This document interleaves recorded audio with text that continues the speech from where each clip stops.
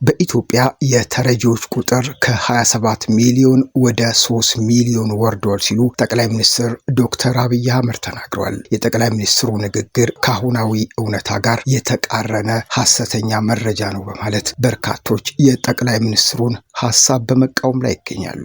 በእርግጥስ በኢትዮጵያ የተረጂዎች ቁጥር ቀንሷል? ጠቅላይ ሚኒስትሩ በሚሉት ቁጥር ልክ ነው የሚለው በርካቶችን እያነጋገረ ነው። ጠቅላይ ሚኒስትር ዶክተር አብይ አህመድ በኢትዮጵያ የእርዳታ ፈላጊዎች ቁጥር ከ27 ሚሊዮን ወደ 3 ሚሊዮን ዝቅ ብሏል ይላሉ። በኢትዮጵያ የተረጂዎች ቁጥር በከፍተኛ ሁኔታ መቀነሱን ነው ጠቅላይ ሚኒስትሩ የሚገልጹት።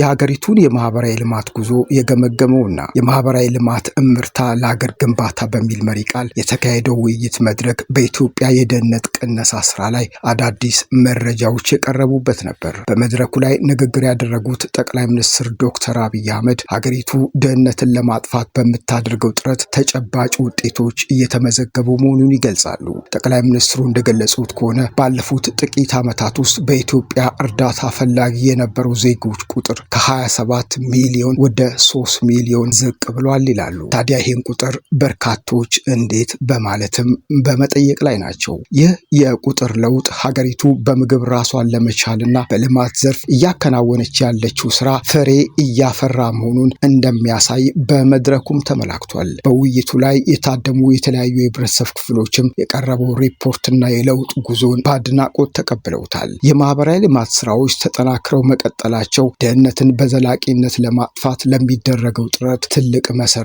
መሆኑን መንግስት ያምናል ተብሏል። ታዲያ በዚህ ቁጥር ላይ ያላችሁ የእናንተ መልከታና ሐሳብ ምን ይመስላል? ይህ የቀረበው የተረጂዎች ቁጥር ቅነሳ በአካባቢያችሁ ከምታዩት ተጨባጭ ሁኔታ ጋር እንዴት ይገለጻል? የብዙዎች ጥያቄ ነው። ጠቅላይ ሚኒስትሩ የተረጂዎችን ቁጥር ከ27 ሚሊዮን ወደ 3 ሚሊዮን አውርደነዋል ይላሉ። በርካቶች ግን አሁንም በችግርና በተረጂነት ውስጥ ነው ያሉት።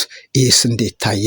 የብዙዎች ጥያቄ ነው። ኮሜንት ላይ ሐሳብና አስተያየታችሁን አስፍሩልን።